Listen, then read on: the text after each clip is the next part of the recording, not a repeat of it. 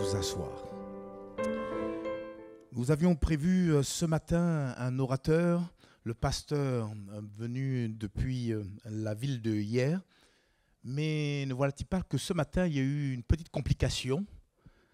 Sa voiture est tombée en panne. Et je l'ai appris juste un petit peu, donc avant ce culte. On était au téléphone, on essayait de trouver une solution de dernière minute, mais il n'y en a pas eu. Et Dieu est souverain. On l'a entendu même au travers d'un don spirituel. Tantôt, le Seigneur il ouvre la porte, il ferme la porte. J'ai dit à notre frère, tranquillement, dans la paix, ce n'est que partie remise. Il est vraiment désolé. Lui, son épouse, il devait venir aussi avec leur fille, mais ce ne sera que partie remise. Je fais cette petite remarque, j'ouvre et je referme rapidement la parenthèse. Remarquez qu'hier soir, mon épouse, à un moment donné, m'a regardé et m'a dit « Joël, et s'il ne venait pas, est-ce que tu serais prêt ?» S'il y avait une leçon à tirer ce matin, je m'adresse à ceux qui sont mariés. Chère Marie, écoutons davantage nos épouses, s'il vous plaît. Et il faut croire que ma chère épouse avait donné à ce moment-là une parole de connaissance. Alors très rapidement, j'ai dû raccrocher le téléphone et puis très rapidement a bien apporté quelque chose pour vous ce matin parce qu'on ne peut pas repartir sans ouvrir la parole de Dieu. Vous êtes d'accord avec moi? Et j'avais pensé à un titre, « Avec Dieu, nous ferons des exploits ». Alors vous pouvez le dire à votre voisin, votre voisine, avec Dieu, c'est certain, nous ferons des exploits. On pourrait d'ailleurs même ce matin s'appuyer sur le psaume chapitre 60 et le verset 14 qui ne peut que confirmer bien ce que je voudrais vous apporter ce matin. Psaume chapitre 60 et le verset 14, avec Dieu, nous ferons des exploits. Et qu'est-ce que Dieu fera à travers nous? Il écrasera nos ennemis. Alors bien sûr, il faut commencer par le commencement, trouver peut-être une définition. Que veut dire faire un exploit? Un exploit, c'est ni plus ni moins une action d'éclat, une action remarquable, un acte de bravoure qui bien sûr va nécessiter un grand courage. Un exploit, c'est également une prouesse. Et peut-être que dans vos souvenirs, vous vous rappelez d'un certain exploit que vous avez pu faire. Bientôt, me semble-t-il, sur Paris, l'année prochaine, en 2024, il y aura les Jeux Olympiques. Et certainement, il y aura pas mal d'athlètes qui vont peut-être faire des exploits. Par exemple, en faisant un nouveau record dans une ou plusieurs disciplines. Je crois qu'il en est de même pour chacun d'entre nous. Dans le domaine spirituel, au travers de notre marche chrétienne, le Seigneur nous invite à pouvoir accomplir des exploits, à pouvoir faire des actes remarquables qui vont servir à glorifier Dieu. Pas servir à notre propre gloriole, mais toujours glorifier le Seigneur. Frères et sœurs, si nous sommes là, nous voudrions nous concentrer sur la personne de Jésus et glorifier celui-là seul qui un jour, alléluia, a manifesté, et c'est le cas de le dire, du courage quand il est monté sous cette croix qui nous était destinée. C'est lui, notre héros. C'est lui vers qui nous devons, bien sûr, plus que jamais, nous prosterner. À lui soit toute la gloire. Mais permettez-moi donc de citer peut-être deux exploits que le Seigneur nous invite à pouvoir faire dans notre vie chrétienne. Mais peut-être avant, il serait bon qu'on puisse souligner ce qu'on vient de lire dans ce texte d'introduction, psaume chapitre 60, verset 14. Et ça commence par ça, « Avec Dieu, nous ferons des exploits ». Et il est important de pouvoir souligner ces deux premiers mots, « avec Dieu ». Il n'est pas dit avec nos forces ou même avec nos capacités. Et Dieu seul sait combien vous en avez. Il n'est pas dit non plus avec notre volonté. Elle serait peut-être pas suffisante dans certaines situations. Non, il nous est dit, avec Dieu, nous ferons des exploits. D'ailleurs, Jésus l'a dit autre part, sans moi, vous ne pouvez rien faire. Alors comme ça, l'affaire est réglée. Si on essaie de faire par nous-mêmes, c'est voué à l'échec. Et ça ne pourra pas au final glorifier le Seigneur. Même si ça va aboutir à quelque chose, ça ne pourra pas glorifier le Seigneur. Et ce ne sera même pas retenu lorsque nous devrons comparaître devant le tribunal de Christ, où Jésus nous accordera toutes sortes de récompenses liées aux œuvres que nous aurions accomplies par sa grâce et par sa force. Par contre, Il est écrit dans Romains, chapitre 8 et le verset 31. On peut le lire celui-là. Romains, chapitre 8, verset 31. Merci pour la diligence de la technique, pour la projection. Que dirons-nous donc à l'égard de ces choses? Si Dieu est pour nous, qui sera contre nous? Si Dieu est pour nous, nous avons donc le plus fort avec nous. Et c'est alors que nous pourrons faire avec Dieu des exploits. Il y a tellement d'exemples, j'avais l'embarras du choix pour vous citer pêle-mêle quelques exemples de personnages bibliques qui ont vécu des exploits avec Dieu. Il y en a un qui a été cité, me semble-t-il, dimanche dernier par la bouche de notre frère André Bernard, quand il parlait de cet exploit, et c'est le cas de le dire, quand Pierre est sorti de la barque, et puis il a certainement fait 2, 3 pas, 4 pas. Et je le vois par la suite, quand il est rentré chez lui, il a appelé ses enfants, il a appelé sa femme. Et vous n'allez pas le croire, j'ai fait quelque chose d'extraordinaire aujourd'hui. Et puis il a dû expliquer qu'il a réussi à marcher sur les eaux. Mais dans un autre domaine, je pourrais aussi parler d'Étienne. Étienne, vous le savez, qui à un moment donné mourut. Et de quelle manière? Il mourut en priant. Et alors qu'il était en train d'être lapidé. C'est extraordinaire. Est-ce que ce n'est pas un exploit, ça aussi? Il avait toutes les raisons du monde pour dire, mais qu'est-ce que vous êtes en train de me faire? Je ne vous ai fait aucun mal. Non, la Bible dit, il regardait vers le ciel. D'ailleurs, il avait une vision du Seigneur Jésus qui était debout, comme pour honorer son acte de bravoure. Et alors qu'on le lapidait, vous savez ce que c'est que lapider? On prenait les grosses pierres et puis on lui envoyait. Et à ce moment-là, il était en train de prier pour ceux qui étaient en train de le lapider. Quel exploit! Et comprenez que ça a été bien gravé dans la Bible et qui doit nous interpeller encore ce matin. Je vous ai un jour rappelé, où je vous ai parlé de ce témoignage qui m'a marqué, j'ai envie de dire, à vie, de cette jeune femme qui, très jeune, très tôt, a été abusée par son père, par tous ses frères. Avec son père, et vous comprenez que je vais taire le nom, ce n'est pas ici, ne vous inquiétez pas. Et avec son père, elle a eu un enfant. Cette femme complètement détériorée de l'intérieur, vous comprenez, a été amenée à pouvoir changer de sexe. Elle voulait presque sortir de ce corps dans lequel elle était mal à l'aise. Elle a changé de sexe. Mais entre-temps, elle a rencontré le Seigneur. Et là, sa vie a complètement été transformée. Et à un moment donné, elle a eu à cœur de pouvoir aller voir ses bourreaux et les aligner tous en face d'elle, son père et tous ses frères. Et avec l'amour de Dieu, leur dire, vous m'avez fait du mal, vous m'avez fait du tort, mais aujourd'hui je choisis de vous pardonner. Frères et sœurs, ce n'est pas un exploit ça. Ce n'est pas ce à quoi nous sommes appelés. Jésus a dit, mais qu'est-ce que vous faites d'extraordinaire? Lorsque vous aimez ceux qui vous aiment. Mais ce qui est extraordinaire, c'est de pouvoir aimer nos ennemis, prier pour nos ennemis. Et c'est là où quelque part Dieu nous attend. Un autre exemple peut-être, celui de Paul. Paul, par le Saint-Esprit, a pu faire des exploits extraordinaires. D'ailleurs, lisons ensemble Actes chapitre 19. Actes chapitre 19, à partir du verset 11, on va lire les deux prochains versets. Et Dieu faisait des miracles extraordinaires par les mains de Paul. Verset 12.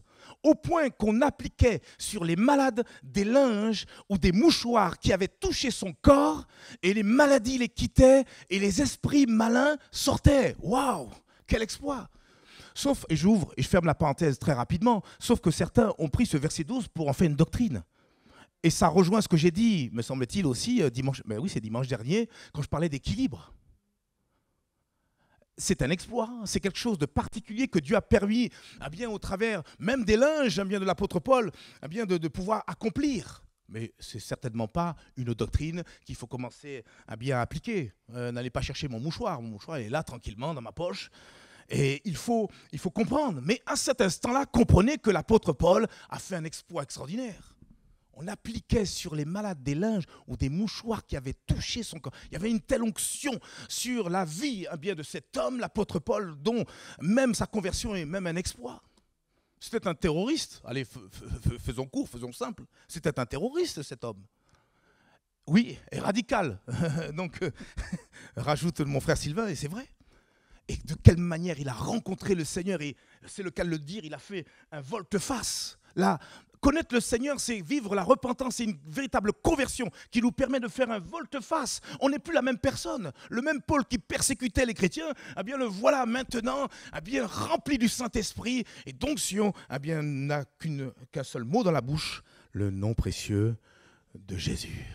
Mais voyez-vous, tout ce que Paul a vécu, eh bien nous sommes également appelés à pouvoir vivre ces choses. Regardez ce qu'il est dit dans Jean chapitre 14 et le verset 12. Jean chapitre 14, verset 12. En vérité, je vous le dis, celui qui croit en moi fera aussi les œuvres que je fais. Et il en fera de plus grandes, parce que, eh bien, je m'en vais vers le Père. Autrement dit, avec Dieu, nous sommes appelés à faire des œuvres, les œuvres que Christ a faites durant son séjour sur terre, mais nous sommes aussi appelés à en faire de plus grandes. Est-ce que nous le croyons, frères et sœurs? C'est Jésus lui-même eh bien, qui l'exprime. C'est pourquoi donc il est important pour nous et primordial de s'assurer toujours que Jésus soit avec nous, frères et sœurs. Je nous pose la question, est-ce que nous avons l'assurance que Jésus marche avec nous? Mieux encore, est-ce que nous avons l'assurance que Jésus demeure dans notre vie? Aujourd'hui, il n'y a pas 3 catégories de personnes, il n'y a que 2 catégories. Ceux qui connaissent le Seigneur et qui ont invité Christ à habiter leur vie, et ceux malheureusement qui ne connaissent pas Dieu. Mais heureux celui eh bien, qui sait que Dieu est avec lui et qui marche à ses côtés. Regardez ce que dit le prophète Azaria. Prophète Azaria, prophète de l'Ancien Testament, dans 2 Chroniques, chapitre 15 et le verset 2, il nous est dit la chose suivante. Il s'adresse bien sûr au peuple d'Israël et il dit Azaria, Allah au devant d'Asa, et lui dit, écoutez-moi, Asa, et tout Juda et Benjamin, l'Éternel est avec vous quand vous êtes avec lui. Si vous le cherchez, ne vous inquiétez pas, vous le trouverez. Mais si vous l'abandonnez, il vous abandonnera. Est-ce qu'il y a besoin d'expliquer ce verset? Tellement il est clair. Dieu sera avec nous si nous sommes avec lui. Si nous choisissons de jamais, au grand jamais l'abandonner.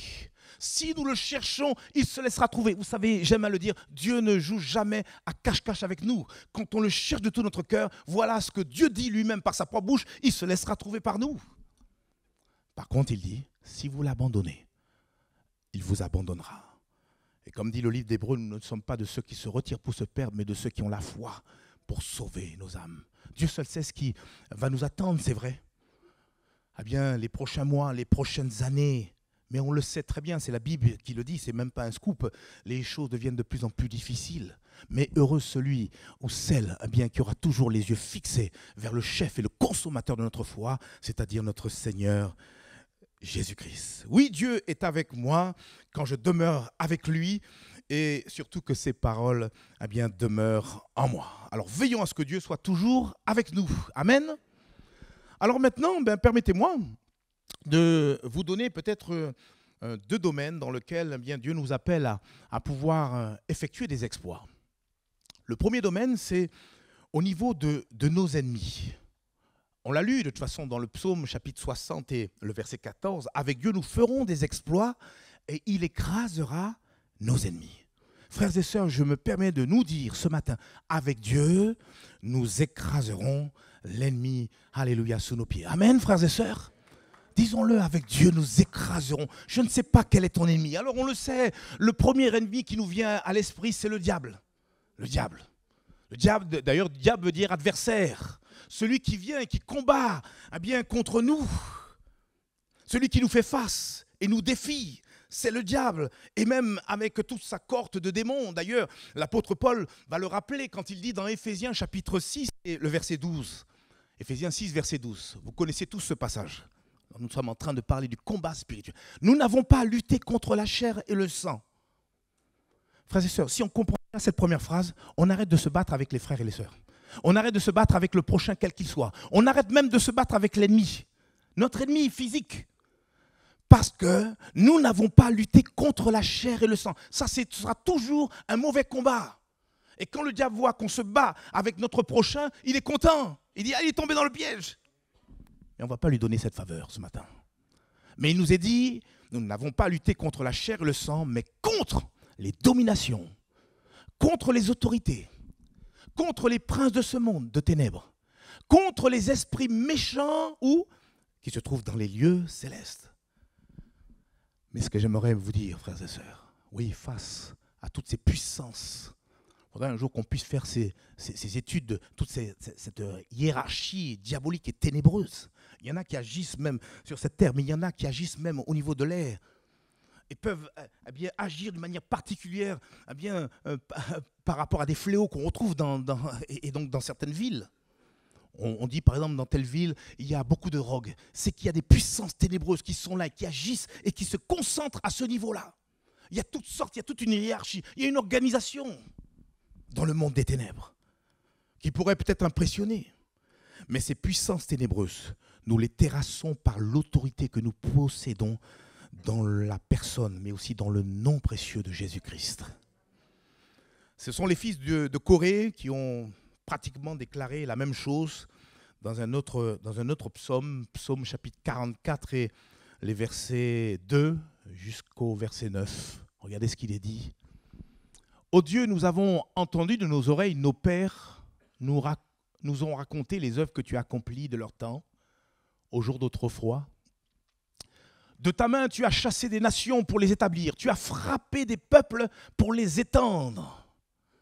Car ce n'est point par leurs épées qu'ils se sont emparés du pays. Ce n'est point leur bras qui les a sauvés, mais c'est ta droite, c'est ton bras, c'est la lumière de ta face parce que tu les aimais. » Arrêtons-nous juste un instant. Dieu nous aime, frères et sœurs. Et ne croyez pas qu'il est indifférent lorsqu'il sait que vous êtes confrontés à l'ennemi qui vous fait face actuellement. Verset 5. Ô Dieu, tu es mon roi. Ordonne la délivrance de Jacob. Et à la place de Jacob, vous pouvez mettre votre prénom. Verset 7. Car ce n'est pas en mon arc que je me confie. Ce n'est pas mon épée qui me sauvera. Verset 8. Mais c'est toi qui nous délivres de nos ennemis et qui confonds ceux qui nous haïssent. Verset 9. Nous glorifions en Dieu chaque jour et nous célébrons à jamais ton nom. Pas notre nom, pas le nom d'une tierce église ou une religion quelconque. Nous glorifions le nom de Jésus. Je le dis souvent, le nom de Jésus a une puissance. Prononcez-le. Vous allez voir, il y a toutes sortes de réactions. Une fois, je me suis baladé avec un t-shirt. Devant, c'était écrit « Jésus revient ». Et d'ailleurs, Jésus, seul espoir du monde. Je vous assure qu'il y a eu des réactions. Des gens rigolaient, des gens baissaient la tête. Ils sont gênés. Il y a un nom qui est puissant et qui manifeste, alléluia, toute puissance de Dieu, même dans le royaume des ténèbres. Même dans le royaume des ténèbres. Pourquoi? Parce que Jésus, à la croix, il a définitivement, c'est le cas de le dire, confirmé devant tous la défaite de Satan. C'est extraordinaire. Juste par sa mort, Jésus a montré qu'il était tout puissant et plus fort que la vivacité, la méchanceté du diable. La Bible nous dit dans Colossiens chapitre 2 verset 15, alors aussi c'est un texte très important, la Bible nous dit c'est qui il? C'est Jésus. Il a dépouillé les dominations et les autorités et les a livrées publiquement en spectacle, en triomphant d'elle par la croix. Alors ça, c'est l'humour de Dieu. Alors que les pharisiens, tous étaient en train de se moquer de lui. Si tu es le Christ, si tu es le Messie, si tu es le Fils de Dieu, descends. Mais le royaume des ténèbres ne savait pas qu'à ce moment-là, Jésus était en train de préparer le plus grand hold-up de toute l'histoire de l'humanité. Excusez-moi si on peut le présenter comme cela. Parce que ce moment-là, alors que son sang coulait sur la croix, il libérait des millions de personnes de génération en génération. Et vous savez quoi? Dans tous ces gens que Dieu a sauvés, il y a un qui s'appelle Joël. Parce qu'à un moment donné, pour le coup, il faut parler personnellement. As-tu été sauvé? Mon frère, ma sœur, as-tu été sauvé? Toi, peut-être qu'il viendrait pour là ou les premières fois. C'est important que tu puisses arriver à bien te situer. Tout genou fléchira devant le nom de Jésus. Voilà ce que dit encore la parole de Dieu. Ça ne vous gêne pas si je vous donne des versets ce matin? Moi, je ne veux pas parler de moi-même, je veux parler de ce que dit la Bible. Vous savez, les prédicateurs, ceux qui prêchent, n'ont qu'une seule chose à faire. Retranscrire, nous apporter la nourriture qui va faire du bien à notre âme, c'est la parole de Dieu. Pour ça qu'on n'a pas à se soucier. C'est pas moi, c'est pas, je ne vais pas inventer quoi que ce soit. Ce que je vous dis, c'est écrit dans la parole de Dieu. Et c'est ce qui est rassurant pour vous. Parce que le jour où je vais parler de moi-même, ou raconter ce qui me passe par la tête, prenez vos deux jambes à vos coups et fuyez. Philippiens chapitre 2, versets 9 à 11. C'est pourquoi aussi Dieu l'a souverainement élevé et lui a donné le nom qui est au-dessus de tout nom, afin qu'au nom de Jésus, tout genou fléchisse dans les cieux, sur la terre et sous la terre. Verset 11. Et que toute langue confesse que Jésus-Christ est Seigneur, à la gloire de Dieu le Père. Amen et amen. Gloire à Dieu. Aujourd'hui, Jésus nous associe à son triomphe sur les ténèbres et nous invite tout simplement par la foi, oui, par la foi, à terrasser tous nos ennemis. Car tant que le Seigneur est à nos côtés, frères et sœurs, rien ne pourra nous nuire. Le diable pourra faire des simagrées devant nous, pourra rugir même devant nous. Il est présenté comme un lion, semblable à un lion. Et le lion, qu'est-ce que ça fait? Ça rugit. Mais il peut rugir, mais il ne pourra jamais vous toucher. Vous pouvez dormir en paix. Dormir en paix. Je vous ai raconté, pour ceux qui étaient là en semaine, que j'avais eu dernièrement une attaque. Et le Seigneur m'avait dit de manière particulière, prie pour cette soirée, que le Seigneur te garde. J'ai pensé même au psaume 91. Et je me suis endormi. Puis à un moment donné, au beau milieu de la nuit, je me lève et je sens qu'il y a quelque chose qui n'est pas normal, qui est venu parcourir la pièce. J'ai même entendu un cri des lumières très rapidement. Et tous mes poils s'hérissaient sur moi. Il y a quelque chose qui n'est pas normal. Mais on est tranquille. Et j'ai commencé ouvertement. Ce jour-là, j'étais tout seul dans l'appartement. J'ai dit Jésus. Dans la nuit noire, crier Jésus. La lumière. Elle a fait fuir les ténèbres. Ça a duré quelques instants. Et puis après, je me suis endormi. Qu'est-ce que vous voulez que le chrétien fasse d'autre? Je me couche et je m'endors en paix, car toi seul, tu veilles sur ma demeure. Vous qui avez peur du noir, prenez cette victoire. Parce que là où se trouve la lumière, les ténèbres s'enfuient. Et la lumière que nous présentons, c'est la personne de Jésus. D'ailleurs, Jésus lui-même l'a dit, Jean 8, verset 12, « Je suis la lumière du monde, et celui qui me suit ne marchera pas dans les ténèbres. » Le prophète Ésaïe l'a bien compris, car lorsqu'il s'est adressé aux ennemis d'Israël, il a dit les paroles suivantes, Ésaïe chapitre 8 et le verset 10, « Formez des projets et ils seront anéantis. Donnez des ordres et ils seront sans effet, car Dieu est avec nous. » Disons-le, Dieu est avec moi.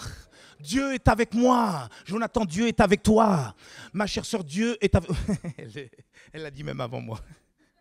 Que Dieu soit béni. Que Dieu soit... Mais voyez-vous, pour toujours parler du fait que Dieu nous donne à faire des exploits face à nos ennemis et même les écrase sous nos pieds, peut-être dans un sens plus large, notre ennemi, c'est aussi tout ce qui peut, quelque part, se dresser contre nous.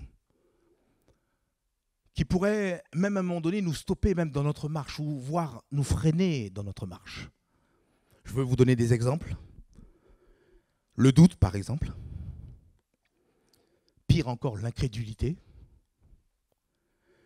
Qu'est-ce qui peut être comme un ennemi qui vient nous défier dans notre marche chrétienne? C'est la peur. Le manque de confiance en soi, la maladie, l'inquiétude, les paroles négatives. Ah, mais moi je suis nul, moi je serai toujours un vaurien. Ça, ce sont des ennemis, frères et sœurs, pour nous empêcher d'entrer dans les exploits auxquels Dieu nous appelle. Les échecs, les souffrances intérieures qui ne veulent pas peut-être se guérir. C'est aussi peut-être notre ancienne nature avec ses passions et ses convoitises qui reviennent à la charge. Pourtant, je ne comprends pas, Seigneur, j'ai donné ma vie, je t'ai donné ma vie, je suis sauvé. Mais il y a des choses qui reviennent peut-être en redondance, comme des liens qui sont là. Voici donc quelques autres ennemis qui peuvent se dresser devant nous. J'aurais pu aller plus loin, mais la liste, vous l'avez compris, n'est pas exhaustive. Et plusieurs de ces ennemis ont su bien souvent nous arrêter, nous freiner, nous paralyser, nous décourager. Oh, qu'est-ce que le Seigneur peut penser de moi? Il y a une parole de David dans le psaume 61 qui mérite toute notre attention. C'est psaume chapitre 61 et du verset 2 jusqu'au verset 4. me demande même si on va peut-être même s'arrêter à ce premier point ce matin. Psaume chapitre 61, versets 2 à 4. David dit, « Ô Dieu, écoute mes cris. Sois attentif à ma prière. Du bout de la terre, je crie à toi. Le cœur abattu. Conduis-moi sur le rocher que je ne puis atteindre. Car tu es pour moi un refuge, une tour forte en face de l'ennemi. » Il dit, conduis-moi sur le rocher que je ne puis atteindre. Et lui aussi, David parle de ses ennemis qui sont en face de lui. David exprime une prière du bout de la terre. Et aussi, en plus de cela, le cœur abattu. Et peut-être quelqu'un est venu ce matin, le cœur abattu. Et peut-être que tu ne cries pas au bout de la terre, mais peut-être que tu es peut-être au bout de tes forces. Tu es peut-être, spirituellement parlant, au bout du rouleau. Et tu aspires, tout comme David, à gravir ce rocher salutaire. Il le dit, David, conduis-moi sur le rocher que je ne puis atteindre, au verset 3. Et ce rocher peut être l'image peut-être d'un exaucement de prière, l'image d'une victoire, l'image peut-être de l'accomplissement d'une promesse, l'image d'un miracle, l'image d'une délivrance. David désire gravir ce rocher fortifié, qui lui donnera certainement de l'ascendance sur ses ennemis. Mais il constate que par ses propres forces, il ne peut accomplir cet exploit. Il ne peut monter, alléluia, sur ce rocher. Aussi il fait appel au secours divin. Il fait appel au secours divin. Et c'est peut-être aussi pour toi le moment de crier à Dieu, tout comme David. Et peut-être dire à Dieu, Seigneur, viens à mon aide, place-moi sur ce rocher où j'aurai définitivement la victoire sur mes ennemis. Pour tout vous dire, en fait, ce rocher, c'est Jésus. Il faut lui donner un nom, c'est Jésus. Ta solution ce matin, c'est Jésus. Face à tes luttes, tes combats, face à tous tes ennemis, la solution ce matin que je suis venu t'apporter, c'est Jésus. Et c'est dans la mesure où nous nous confions non seulement en Dieu, mais aussi en celui qui l'a envoyé, c'est-à-dire Jésus, que nous pourrons être victorieux sur tous nos ennemis, que nous pourrons gravir, alléluia, potentiellement ce rocher. Regardez ce qu'il est dit, et je termine par cela, finalement, Ésaïe chapitre 26, verset 4. Confiez-vous en l'Éternel à perpétuité, car l'Éternel est le rocher des siècles. Baissons la tête, fermons nos yeux, frères et sœurs. Prenons un temps pour méditer ce que Dieu a voulu nous dire encore ce matin. J'avais parlé de 2 domaines dans lesquels Dieu nous invite à pouvoir faire des exploits, mais finalement, ce matin, on va s'arrêter juste sur ce premier point. Avoir l'ascendance, avoir la victoire sur tous nos ennemis. Voilà l'exploit auquel le peuple de Dieu est appelé. Et peut-être qu'aujourd'hui, ce matin, ce n'est pas ton cas. Tu es venu, tu ne sais même pas comment. Et d'ailleurs, tu n'as même pas eu la force de pouvoir chanter. Tellement, tu es attaqué de l'intérieur, même au niveau de ton esprit. Et tu penses que le Seigneur s'est détourné de toi. C'est faux. Et qui sait, si le Seigneur n'a pas permis que les circonstances que vous connaissez n'ont pas pu pleinement être réalisées, parce que, je vous le rappelle, on attendait un autre pasteur. Pour que ce matin, tu puisses entendre qu'il y a une solution. Et cette solution, elle se trouve en Jésus. Celui qui a remporté la plus grande et la plus belle des victoires sur la croix. Son sang coulé. C'est notre héros. C'est ton héros. Et même si tu as trébuché tellement de fois, et encore ce matin, tu es là. Si quelqu'un t'accuse, ce n'est jamais ton Sauveur et ton Seigneur. Il t'aime trop. C'est l'accusateur de nos frères, c'est-à-dire le diable, Satan. Mais Jésus, ce matin, est venu te dire qu'il est en mesure de t'aider à faire et vivre des exploits en lui, en sa personne. Tu es là devant des ennemis, pour certains physiques. Ça peut être ton voisinage, ça peut être même au sein même de ta famille. Ils sont là, ils te font face, ils te défient, ils te font du mal. Et s'ils peuvent, même par leur bouche, ils essayent d'atteindre ton âme, ton esprit. Et pour un autre, ton ennemi, c'est peut-être bien ce doute qui est là, c'est peut-être cette incrédulité, c'est peut-être là ce vice qui revient, c'est peut-être ton péché, c'est peut-être peut-être ta paresse, je ne sais quel est le nom de ton ennemi. Mais ce matin, laisse le Seigneur Jésus te donner l'ascendant sur tes ennemis. Laisse ce matin le Seigneur Jésus venir s'occuper de tous tes ennemis. À la croix, il y a déjà plus de 21 siècles de cela, il a écrasé l'ennemi une fois pour toutes. Il l'a vaincu pour nous. C'est pour ça que nous avons le nom de Jésus. Et par le nom de Jésus, tu peux obtenir ta victoire. Alors, je me permets, vous le comprenez, ce n'était pas du tout prévu, mais je me permets d'encourager à plusieurs de faire un acte de foi et peut-être vous lever à votre place. Et dire ce matin, Seigneur, tout comme David, je veux le déclarer, avec Dieu, je ferai des exploits. Et mieux encore, il écrasera tous mes ennemis, alléluia, devant moi, qui me font face. Si c'est ton cas, lève-toi à ta place. Lève-toi à ta place, comme un seul homme. Lève-toi avec courage. C'est peut-être un exploit pour toi, peut-être de te lever. Toujours tu as regardé, le qu'en dira-t-on, qu'est-ce qu'on va dire? Arrête avec ça. C'est le moment, alléluia, de pouvoir, en toute simplicité et vérité, venir devant le trône de la grâce et trouver secours dans tous nos besoins. Et ce matin, dit, alléluia, avec force, stop à l'ennemi. Tu n'iras pas plus loin. Tu arrêteras au nom de Jésus-Christ, parce que je te défie, je te terrasse dans le nom précieux de Jésus.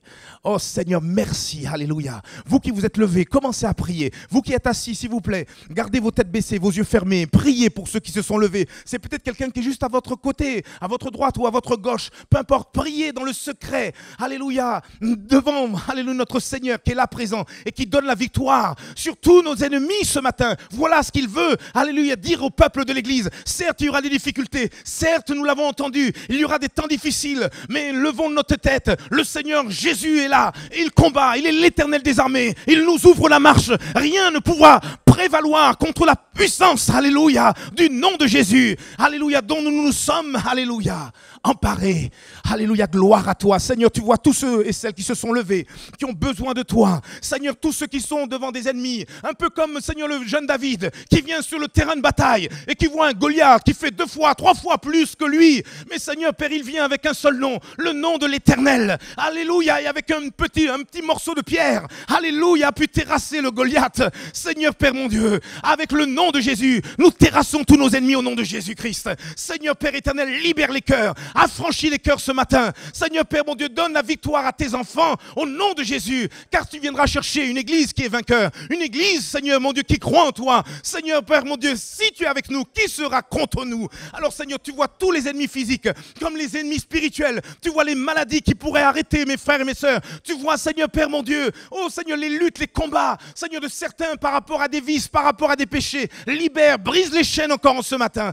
Au nom de Jésus-Christ, au nom de Jésus-Christ. Seigneur, nous le croyons. Seigneur Père mon Dieu, tu passes à travers les rangs et tu as franchi ton peuple, tu as franchi tes enfants. Seigneur Père, tu les libères dans le nom précieux de Jésus. Seigneur, nous te le demandons pour la seule gloire de ton nom. Amen et amen. Applaudissons le Seigneur, frères et sœurs. Applaudissons le Seigneur. Il te libère dans le nom de Jésus. Que tu sentes quelque chose ou que tu ne sentes pas, Jésus, alléluia, si tu lui fais pleinement confiance, il te donnera la victoire sur tous tes ennemis. Que Dieu soit béni. Vous pouvez vous asseoir.